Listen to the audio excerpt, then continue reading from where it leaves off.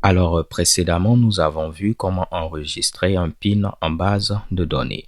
On créait un objet de notre classe entité pin, on setait les attributs et on utilisait l'entity manager qui a été injecté afin de persister notre pin.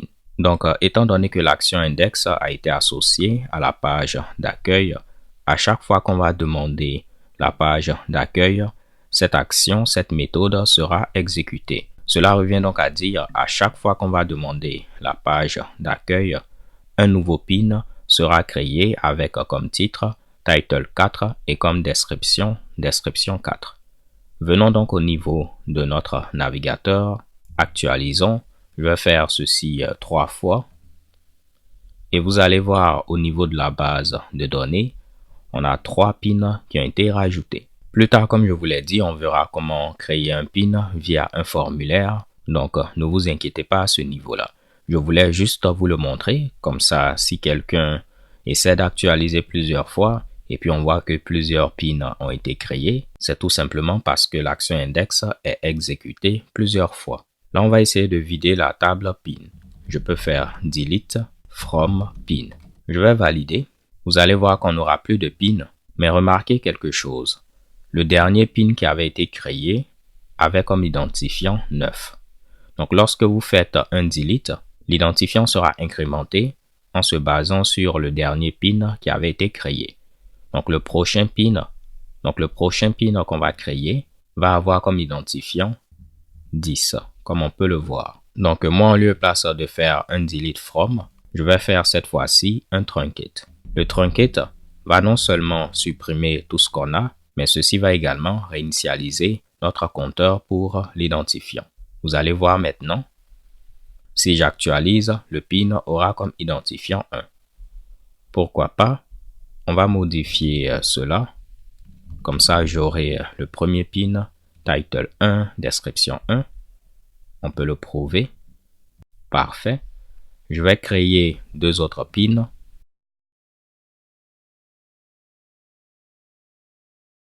On va rajouter un dernier pour la route. Et là, maintenant, on se retrouve avec 4 pins, comme c'était le cas précédemment. Je vais maintenant enlever tout ce code-là qu'on avait rajouté et on va essayer de faire en sorte qu'on puisse afficher nos 4 pins au niveau de la page d'accueil. On enlève Entity Manager Interface et j'enlève également pin.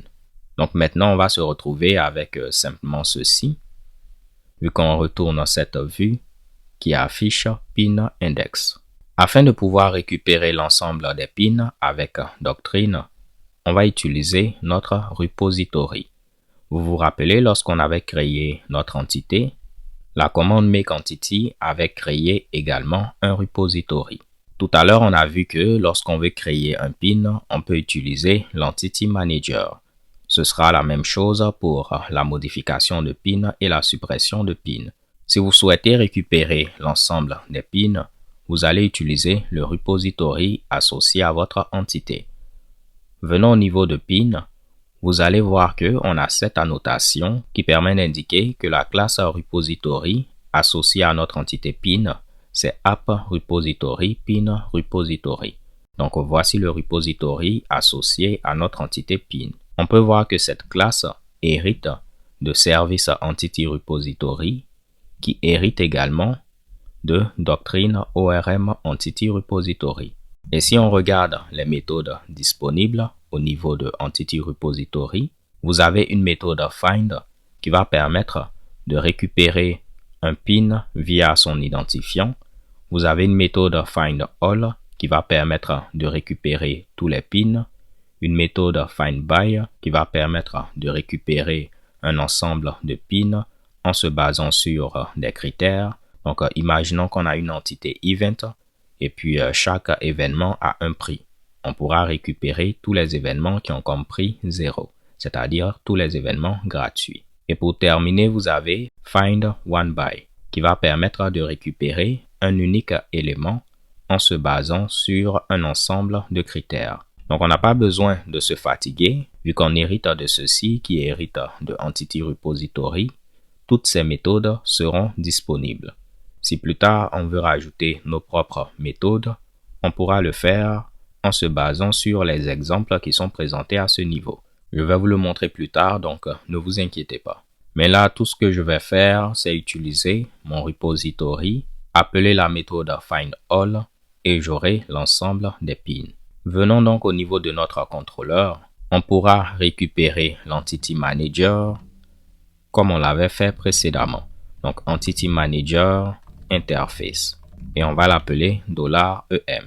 Grâce à l'Entity Manager, on va pouvoir demander le repository associé à l'entité pin en mettant app entity pin.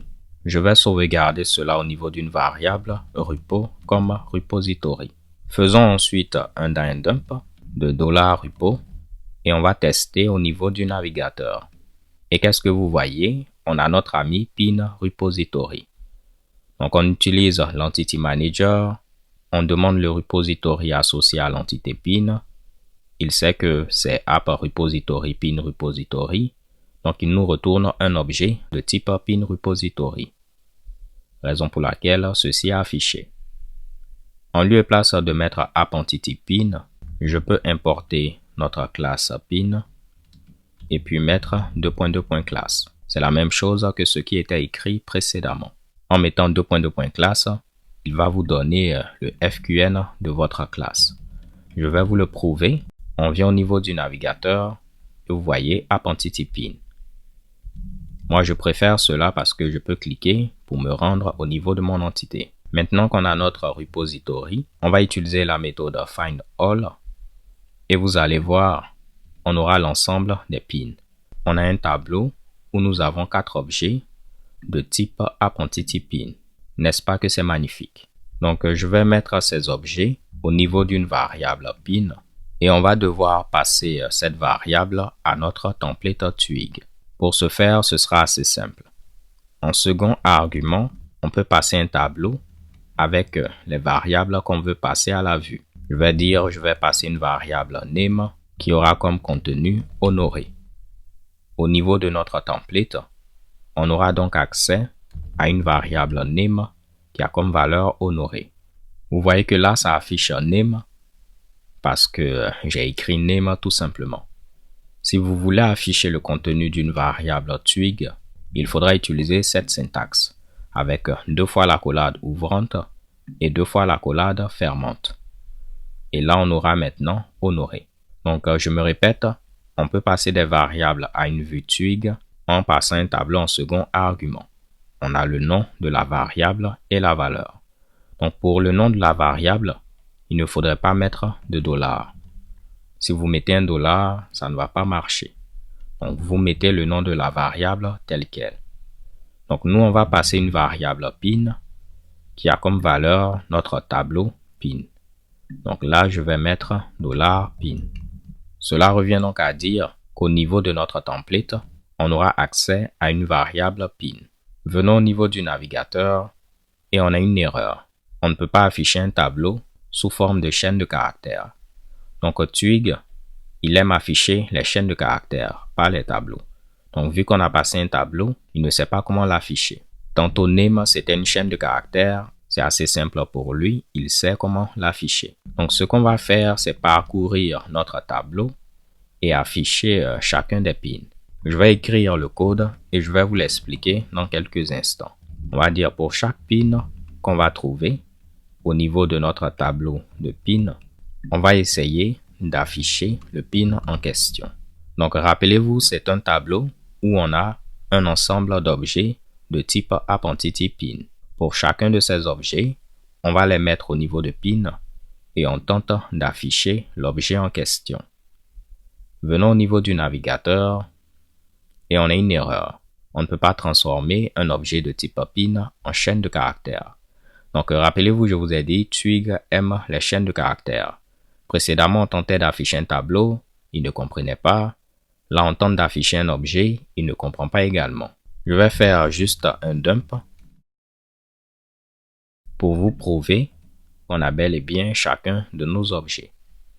De la même manière, on aurait pu faire un dump de pin afin de voir ce qu'on a au niveau de pin. Donc la fonction dump, elle existe également au niveau de Twig.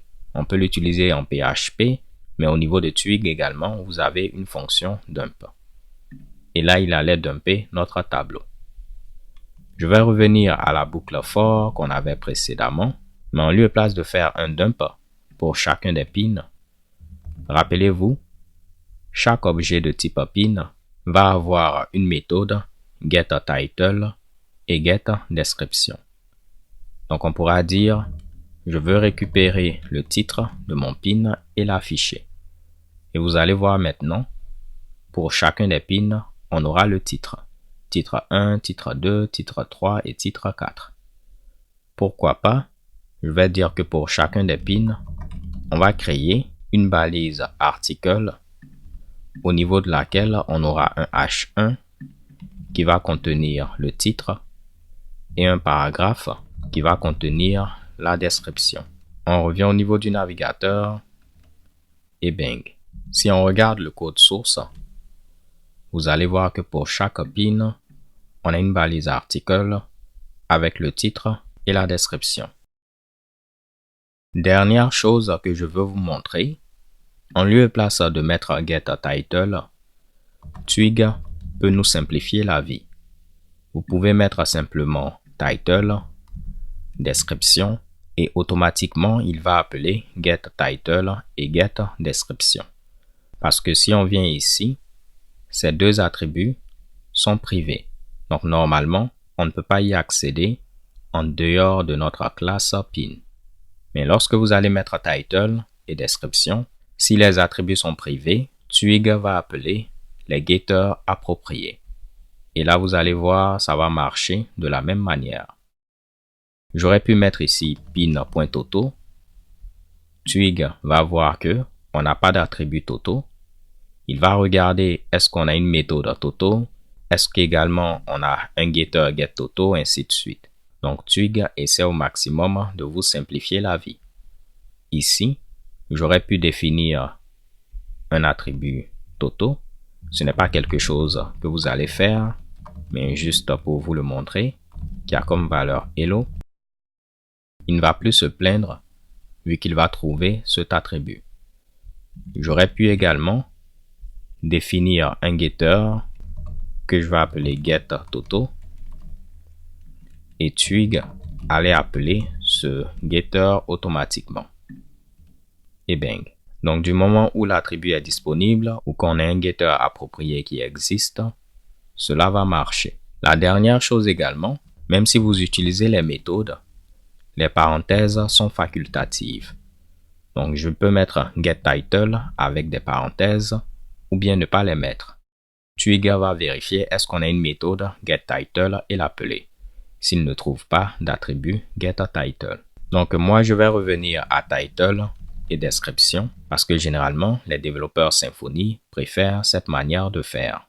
Alors faisons un petit récapitulatif parce que je sais qu'on a vu plein de choses. Lorsqu'on avait créé notre entité, elle venait également avec un repository et notre repository hérite de Entity Repository qui a plein de méthodes utilitaires qu'on peut utiliser pour récupérer nos entités.